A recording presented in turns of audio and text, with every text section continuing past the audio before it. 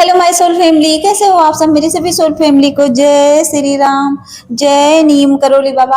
आज मैं अपनी सोल फैमिली को बताऊंगी कि जो लोग ये कहते हैं कि मेरा मन तो कंट्रोल में रहता ही नहीं है, जो ये कहते हैं कि मैं कुछ भी कर लूं और मेरा मन भटकता बहुत है, तो मैं अपनी सोल फैमिली से बताऊंगी कि देखिए, मन को कंट्रोल करना बहुत जरूरी है। जिसका मन कंट्रोल में नहीं रहता है वो इतना ज्यादा भटक जाता है, गलत रास्ते पर चला जाता है और वो फिर अपना विनाश कर देता है। कहते नहीं है कि जो अपने मन को कंट्रोल में नहीं करता उसका सर्वनाश हो जाता है, उसका विनाश हो जाता है। इसलिए मन को कंट्रोल करना बहुत जरूरी है। मैं एक छोटी सी कहानी बताऊंगी, उनके कंट्रोल के ऊपर ही है। तो मैं आपको कहानी सुनाती हूँ कि एक राजा रहते हैं। एक राजा के दरबार में एक कैदी आता है, तो राजा उससे कहते हैं कि तुम्हें जो है कैद खाने में डलवाया जाएगा और तुम अपनी आखिरी इच्छा बता दो। तो उस कैदी ने कहा कि मुझे मतलब आपके महल का वो स्वादिष्ट खाना खाना है जिसके लिए मतलब पूरे राज्य में इतनी तारीफों के पुल बांधे जाते हैं कि बहुत अच्छा खाना इनके यहाँ बनता है। उन्होंने कहा चलो तुम्हारी ये इच्छा पूरी कर दूंगा।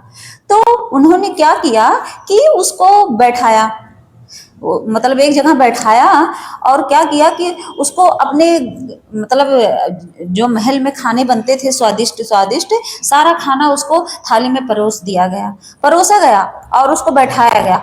ऊपर से राजा ने क्या किया कि उसके सर पे ना एक तलवार लटका दिया, बोला कि एक तलवार लटका दो इसके सर पे। तो क्या हुआ कि जब उसके सामने खाना परोसा गया तो बहुत खुश हुआ, बहुत खुश हुआ। वो इतना खुश हुआ कि मतलब देखो मेरे सामने कितना, आज मैं खाऊंगा बड़े प्यार से, आज एक एक खाने का मैं स्वाद लूंगा कि सच में इतना स्वादिष्ट खाना यहाँ कैसे बनता है, कैसे मिलता है।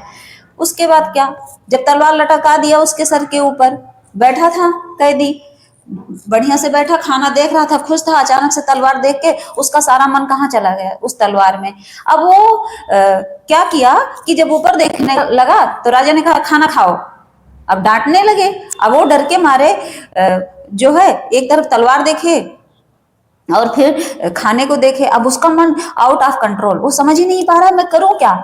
लेकिन राजा ने कहा खाना भी पूरा खत्म करना पड़ेगा तुम्हें, वरना तुम्हें तो इसी वक्त फांसी दे देंगे। अब वो डर गया। अब उसने क्या किया कि सारा खाना खाया, लेकिन उसका दिमाग कहाँ था, उसका मन कहाँ था, उसी तलवार में। बार बार ऊपर हल्का सा देखे, ऊपर खाना खाता रहा, ऊपर देखता रहा कि कहीं अगर तलवार गिर गई, मेरे सर पे गिरा तो मुझे और सजा मिले या ना मिले, लेकिन मेरी मौत हो जाएगी। मेरे सर पे गिरी तो मैं तुरंत मर जाऊंगा। अब उसका मन कहाँ था, सोचो, तलवार में। फिर क्या हुआ, पूरा खाना वो खा गया। सोचो, मतलब उसका मन तलवार में था फिर भी पूरा खाना खा गया। उसके बाद पूरा खाना खा के फिर राजा ने कहा तलवार हटा दो, हटवा दिया तलवार। उसके बाद राजा ने कहा कि तुम्हें खाने का स्वाद मिल गया। तो उसने कहा कि हाँ हाँ। तो कह रहा, तो राजा ने कहा कि कोई बात नहीं, तुम ये बताओ कि जो खाने थे अलग अलग स्वाद, तुमने क्या क्या स्वाद लिया, क्या क्या तुम्हें समझ आया। अब उसका तो कोई स्वाद ही नहीं, वो बेमन के ही खाना खाया था, क्योंकि उसका मन सब कुछ उसका तो तलवार में लटका था। तो उसको तो भाई चाहे 56 भोग लगा दिया जाए, उसे किसी के सामने रखा जाए, किसी के सामने मौत मंडरा रही हो किसी के सर पे, तो उसको 56 भोग अच्छा लगेगा, नहीं लगेगा। अब उसको कोई खाने का स्वाद ही नहीं मिला। ये सोच लीजिए, उसको ये भी नहीं पता कि उसमें रसगुल्ले थे, रसमलाई थी, कि उसमें मतलब पनीर था, कुछ भी नहीं पता कि उसने क्या खाया। उसको किसी भी खाने का स्वाद नहीं पता हुआ, पता ही नहीं चला उसे। क्यों नहीं पता चला, क्योंकि उसके सर पे मौत मंडरा रही थी।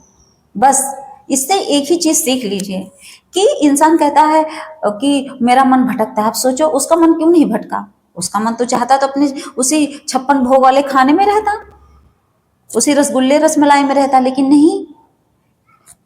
वो माया ही तो थी थाली उसकी, क्या था वो सामने उसके।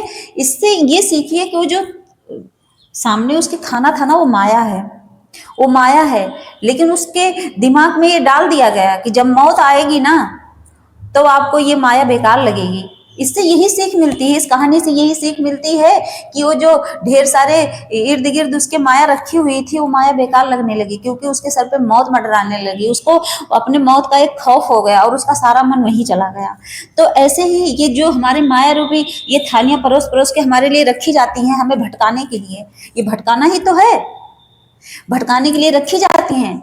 लेकिन जो हमारे महान पुरुष महान आत्माएं हैं वो हमसे कहती हैं कि बेटा मौत से डर लो, क्योंकि जिस दिन मौत आएगी उस दिन तुम्हें जो है ना ये माया अच्छी नहीं लगेगी। ये जो हमें माया मोह में भटकाया जाता है, करोड़ों रुपए दिखा के जो बीवी बच्चे सब माया है, इनको दिखा के हमें भटकाया जाता है कि भगवान को भूल जाओ।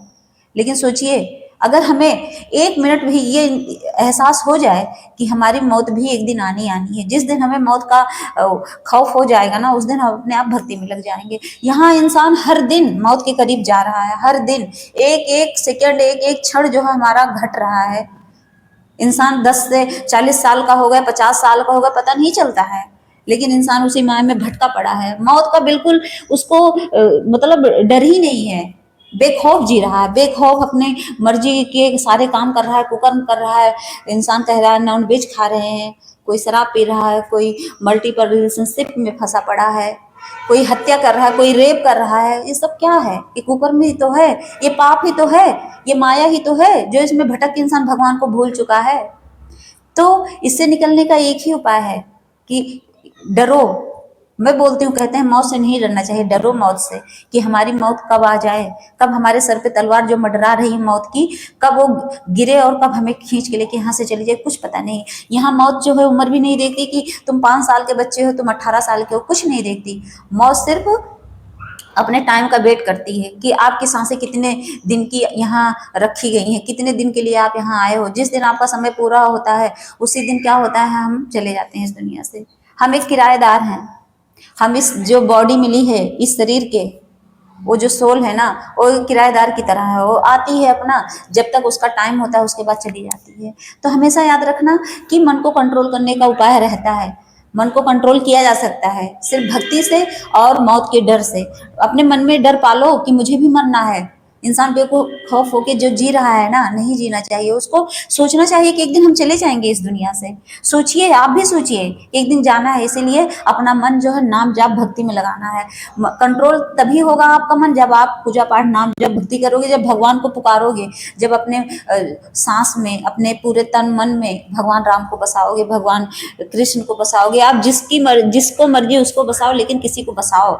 जिसका नाम जाप करना है उसका करो, लेकिन करो। नाम जाप से ही आपको मुक्ति मिलेगी, क्योंकि नाम जाप ऐसी शक्ति है ना कि उससे भक्त प्रहलाद क्या तर गए, आज उनका नाम हो रहा है। भगवान ने उनको तार दिया इस भवसागर से। इतने छोटे बच्चे थे वो, उन्होंने एज तो नहीं देखी, भक्त ध्रुव ने अपनी एज नहीं देखी कि हाँ मैं बच्चा हूँ, अभी मैं पूजा पाठ लायक नहीं हूँ, नहीं, क्योंकि उनको पता था एक दिन जाना है, इसीलिए पहले से ही भगवान में लग गए। तो ये सोच के रहिए समाज में, इस संसार में, कि एक दिन जाना है और नाम जाप करना है बस। जय श्री राम, जय नीम करोली बाबा।